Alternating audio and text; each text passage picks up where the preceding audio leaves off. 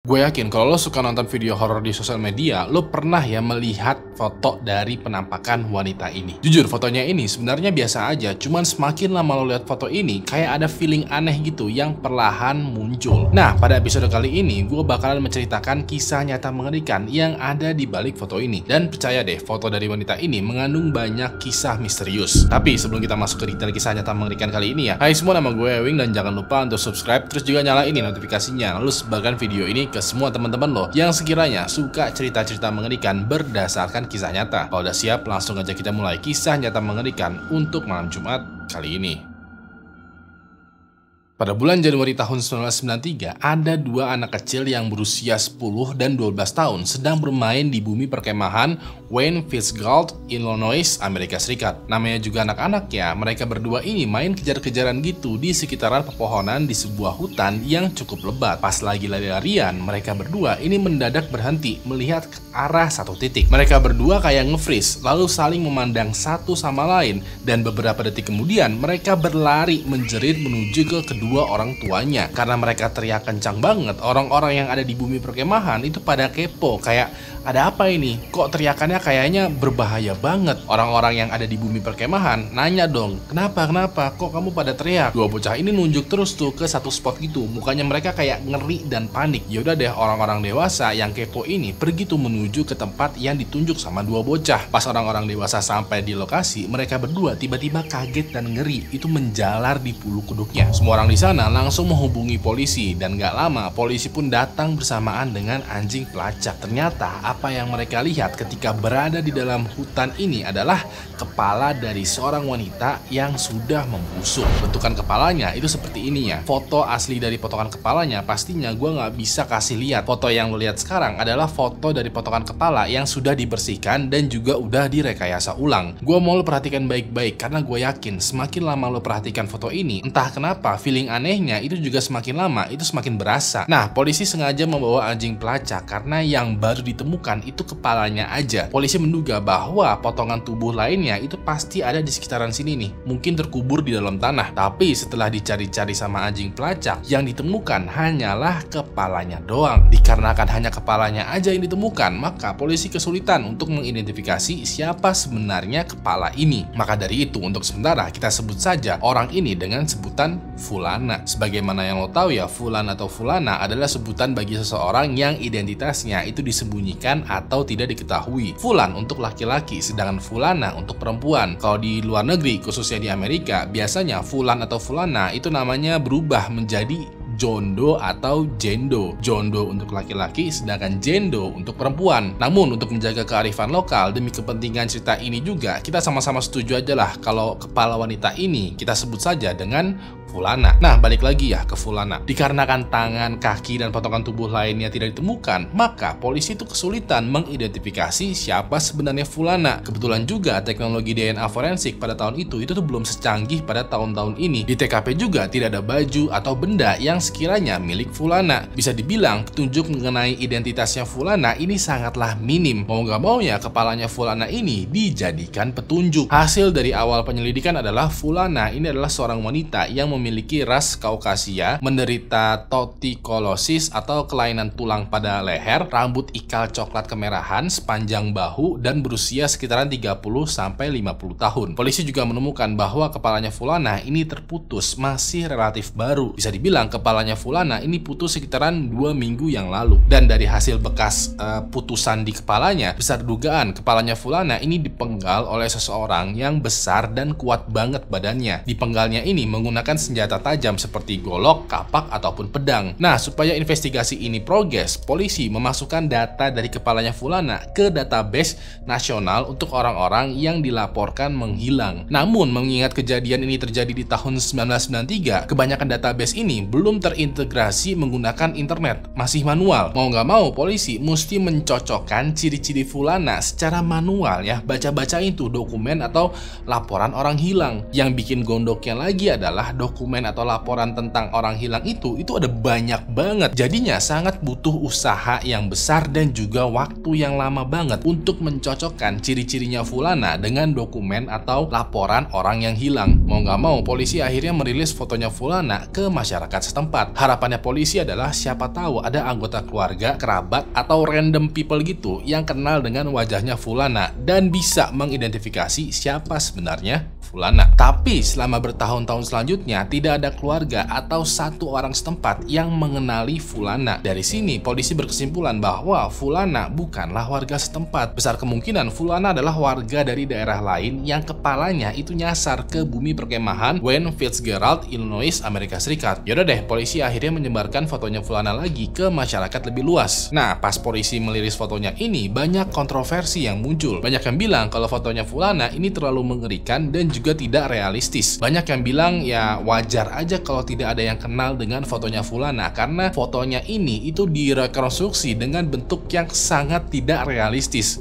Kayak mohon maaf ya, emang ada gitu orang yang wajahnya begini banget. Saking ekstrimnya wajahnya fulana, sampai sekarang wajahnya fulana ini masih sering dibicarakan sebagai sketsa wajah terburuk yang pernah direkonstruksi oleh kepolisian. Cuman dari satu sisi lainnya, polisi juga melakukan pembelaan. Polisi emang sengaja membuat sketsa rekonstruksi wajah seseorang itu agak lebay karena supaya jadi bahan perbincangan, supaya jadi trending. Kalau sketsanya itu biasa aja, maka orang-orang cepat lupa dan tidak membicarakannya. Tapi kalau sketsanya dibuat agak ekstrim, maka orang-orang akan ngomongin dan ujung-ujungnya diketahuin tuh identitasnya. Salah satu contohnya adalah kasus dari Jenny Games. Singkat cerita ya, pada tahun 2014 ada dua wanita yang ditemukan meninggal di dalam sebuah koper. Satu wanita itu berhasil diidentifikasi, tapi satu wanita lainnya sulit untuk diidentifikasi dikarenakan kondisi tubuhnya sudah membusuk. Pas polisi membuat sketsa dan merekonstruksi wajahnya, bentukannya itu seperti ini. Nah, kita semua mohon maaf nih ya, setujulah kalau sketsa wajahnya ini tuh terlalu ekstrim karena logikanya aja deh, kayaknya nggak ada deh wanita yang wajahnya seperti ini. Dikarenakan terlalu ekstrim, maka sketsanya ini menjadi trending topik. Pas jadi trending topik, ada nih orang yang sekiranya kenal dengan wajah ini. Dan setelah ditelusurin, ternyata wajah ini merupakan wajah dari seorang wanita yang bernama Jenny Games. Dari sini juga ketahuan kasusnya bagaimana dan siapa pelakunya. Namun kalau dilihat dari sketsa wajahnya dan juga wajah aslinya, bedanya emang terlalu beda ya, sedikit banget samanya, dan fitur wajahnya juga terlalu ekstrim. Cuman gara-gara ini juga kasusnya jadi terpecahkan. Nah, balik lagi nih ke fulana. Harapannya polisi dengan sketsa wajahnya fulana yang ekstrim, maka fulana menjadi bahan pembicaraan dan kasusnya menjadi terpecahkan. Walaupun begitu, setelah informasi mengenai fulana ini disebarkan lebih luas, masih nggak ada juga nih orang yang kenal dengan fulana. Polisi kayak bingung nih,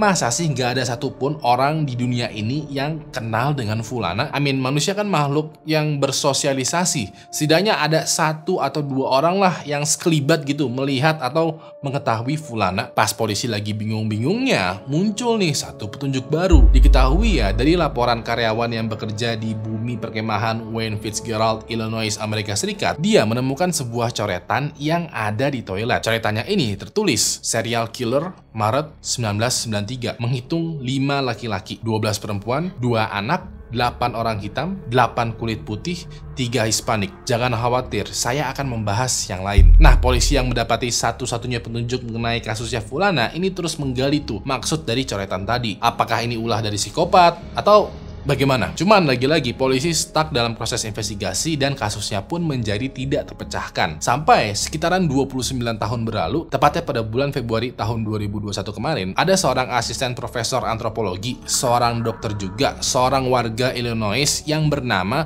Dr. Amy Michael itu menghubungi kepolisian. Waktu itu, Dr. Amy menawarkan pemeriksaan terhadap kepalanya fulana karena dia merasa ilmu mengenai forensik dan juga DNA ini udah cukup maju. Ya udah deh, dilakukan lagi tuh pemeriksaan forensik dan juga DNA terhadap kepalanya fulana. Dari hasil pemeriksaan ini dilakukan lagi lah sketsa yang sekiranya lebih realistis. Sketsanya kurang lebihnya seperti ini. Seperti yang lo lihat, sketsa yang kedua ini fulana wajahnya tuh terlihat lebih normal, tidak mengerikan, tidak aneh, dan juga lebih friendly. Ya udah deh, disebarkan tuh sketsa wajahnya Fulana. Selain itu juga dikarenakan ilmu mengenai DNA ini juga udah maju, DNA-nya Fulana ini dimasukkan tuh ke dalam database. Dari sini tidak hanya wajah aslinya Fulana, tapi juga keturunan dan juga identitas sebenarnya ketahuan semua. Ternyata Fulana yang sketsa wajah pertamanya begini, lalu yang kedua adalah begini, memiliki wajah asli yang seperti ini. Dan wanita ini diketahui bernama Susan Lun. Hal ini bisa dikonfirmasi karena pada tanggal 6 Maret tahun 2022, adik dari Susan itu dipanggil ke kantor polisi. Pas itu adik dari Susan itu diambil tuh DNA-nya, dan begitu dites dan dicocokkan dengan Susan, ternyata hasilnya adalah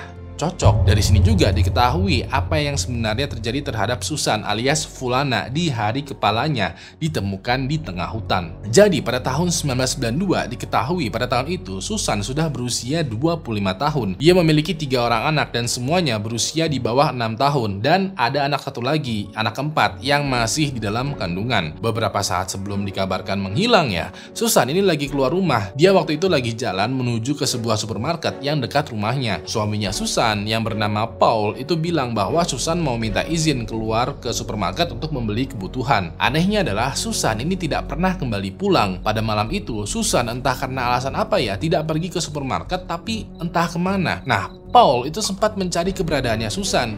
Dia juga sempat melaporkan ke polisi, tapi dikarenakan kasus orang yang hilang itu terlalu banyak, kasusnya Susan ini jadi terkubur dan tidak begitu diperhatikan. Walaupun begitu, Paul tetap berusaha sendirian tuh untuk mencari keberadaannya Susan. Sampai 1 tahun kemudian, Paul mendapati sebuah panggilan telepon. Pas Paul angkat, ternyata yang menelpon Paul adalah Susan. Paul dengan bingung gitu ya, kayak nanya kayak, "Cuy, lu kenapa kabur? Ada masalah kah di antara kita? Kayak, gue udah nyariin lo kemana-mana loh." Susan ini menjawab, "Gak usah cari gue." Lalu menutup teleponnya. Paul ini merasa tertolak ya, kayak, "Loh, kenapa gua nggak boleh mencari lo? Kan lo istri gua." Kayak, kenapa? Walaupun begitu, Paul tetap aja berusaha mencari Susan. Nah, pada saat pencarian, Paul notice tuh dengan kasus kepalanya Fulana yang ditemukan di hutan. Paul melihat sketsa wajahnya Fulana, dan Paul yakin betul kalau Fulana dan Susan adalah 2 orang yang berbeda. Lo lihat sendiri aja perbandingannya. Ini jauh banget, men. Tidak terbesit tuh di pikiran Paul bahwa Fulana dan Susan adalah satu orang yang sama. Setelah semuanya terjadi, Paul beserta dengan keluarganya Susan itu merasa lega dengan temuan bahwa Fulana dan Susan adalah orang yang sama. Walaupun kasusnya sempat tidak terpecahkan selama 29 tahun, setidaknya keluarganya Susan dan Paul itu udah tahu pastilah nasib kepastian dari Susan. Walaupun begitu, yang sampai sekarang belum terpecahkan adalah siapa pembunuh dari Susan. Apa yang sebenarnya terjadi dengan Susan sampai-sampai dia ditemukan hanya kepalanya aja di tengah hutan. Susan kan ditemukan dengan kepala terpotong. Sisa tubuhnya tidak ditemukan dan minim sekali petunjuk di TKP. Satu-satunya petunjuk mengenai pembunuhnya Susan ya coretan di dinding ini yang tadi yang bertuliskan serial killer Maret 1993, menghitung 5 laki-laki, 12 perempuan, 2 anak, 8 orang hitam, 8 kulit putih, 3 Hispanik. Jangan khawatir, saya akan membahas yang lain. Sampai sekarang, pembunuh dari Susan ini masih belum ditemukan. So, itu tadi adalah cerita lengkap tentang sebuah kepala misterius yang ditemukan di dalam hutan. Gue mau berterima kasih banget nih buat lo semua yang udah nonton video ini dari awal sampai habis, terutama juga kepada member dari Anti Halu Halu Club. Yang mau ikutan join membership Anti Halu Halu Club, klik aja tombol join di bawah ini atau link yang ada di deskripsi. Kalau sekiranya lo masih butuh asupan video horor, lo bisa kunjungin video yang ada di sebelah kanan ini, karena di sana gue ngebahas seorang wanita yang rela memotong kakinya sendiri demi internet. Terakhir, nama gue Ewing dan sampai jumpa lagi di kasus misterius selanjutnya. Good night.